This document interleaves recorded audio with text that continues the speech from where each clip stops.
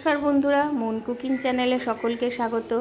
আজকে আমি করব কাশ্মীরি বেগুন। নিয়েছি একটা বেগুন, নিয়েছি জিরে আর ধনে, পোস্ত, সর্ষে, সাদা তিল, 1 কাপ মতো নিয়ে নিয়েছি নারকেল কোড়া, আর নিয়েছি 5-6টা কাঁচা লঙ্কা, আর সাথে নিয়েছি ঘি। এটার জন্য আমি ঘি ব্যবহার করব। প্রথমেই আমি বেগুনগুলোকে পিস পিস করে সুন্দর করে বোটা শুদ্ধ কেটে নিয়েছি।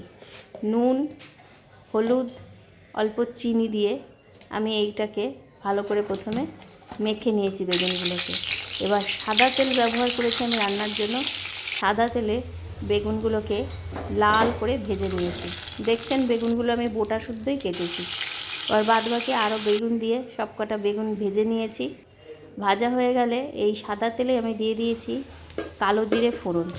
কালো জিরে ফোড়ন দিয়ে এর মধ্যে দিয়েছি জিরে আর ধনে বাটাটা দিয়ে কিছুক্ষণ কষিয়ে নিয়ে এর মধ্যে দিয়েছি 1/2 চামচ নুন আর দিয়েছি 1/2 চামচ হলুদ দিয়ে আরেকটু কষিয়ে নিয়ে এর মধ্যে দিয়েছি সাদা তিল, সর্ষে, পোস্ত আর কাঁচা লঙ্কা বাটা দিয়ে আবার কিছুক্ষণ কষিয়ে নিয়ে বাটি ধোয়া জলটা দিয়ে দিয়েছি, দিয়ে কষাচ্ছি।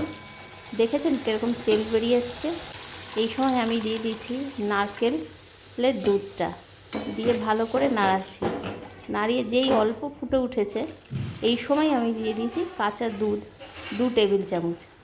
কাঁচা দুধটা এই সময় দিতে হবে, পরে দিলে হবে না। ভালো করে ফুটে উঠেছে। এবার আমি লাল লাল ভাজা বেগুনগুলোকে এই গ্রেভির মধ্যে ছেড়ে দিচ্ছি।